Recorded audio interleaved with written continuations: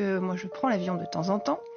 Évidemment, je n'ai pas accès aux tours de contrôle, Dieu merci, je ne peux pas y aller, c'est très bien comme ça, mais que je passe les contrôles de sécurité comme tout le monde. Je vois les bagagistes et il y a un grand nombre de ces gens qui travaillent dans les aéroports, que ce soit à Roissy-Charles de Gaulle ou à Orly, qui sont très marqués, j'allais dire physiquement, par la religion musulmane. C'est-à-dire qu'il y a beaucoup de gens qui ont la petite barbe qui va bien, et on voit bien que ces gens-là ne sont pas neutres en fait. Et je ne sais pas dans quelle mesure il faudrait pas enquêter sur les sociétés, les entreprises auxquelles on a délégué ces services publics il y a longtemps déjà, puisqu'aujourd'hui ce sont des gens qui sont très protégés, très syndiqués, qui constituent carrément des lobbies à l'intérieur des aéroports. Et dans quelle mesure ces gens-là ne se sont pas radicalisés aussi, comme il y a une radicalisation parfois, on l'observe, je sais pas, dans la police, dans les prisons, etc. Voilà. Et alors je pose la question parce que quand on prend l'avion, et regardez autour de vous, moi je suis fouillée par des gens, honnêtement, je ne suis pas sûre qu'ils fouillent tout le monde de la même façon. Voilà. C'est une question que je pose. Bon, eh bien écoutez, vous avez raison de la poser. Non, mais c'est une dinguerie. Elle vient de balancer qu'il n'y a que des Arabes qui travaillent dans les aéroports et que ce sont tous des potentiels antisémites terroristes. C'est ce qu'elle vient de te balancer, d'accord?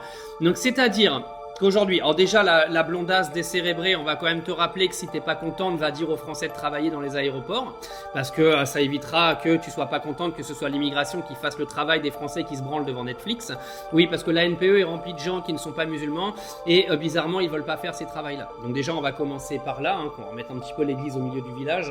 Tu m'excuseras, mais moi tous les musulmans que j'ai croisés par exemple à Roissy qui travaillent là-bas sont des gens absolument honnêtes et absolument sympathiques au passage.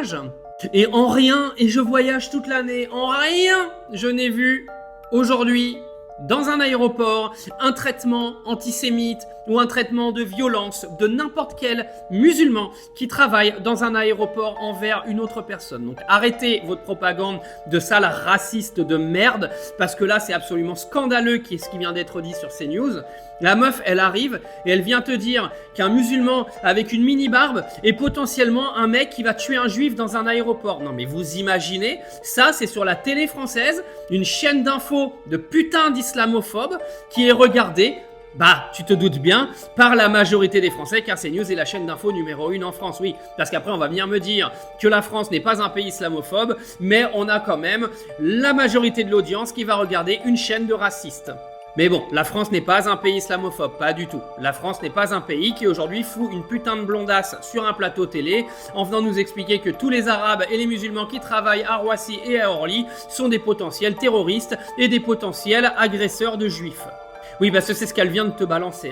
Alors non, madame la blondasse, c'est pas en fait des lobbies qui mettent ces gens-là dans les aéroports, c'est juste que les Français, comme tu les aimes, les blonds aux yeux bleus, préfèrent se branler la nouille devant Netflix à regarder mercredi plutôt que d'aller bosser. C'est ça la différence.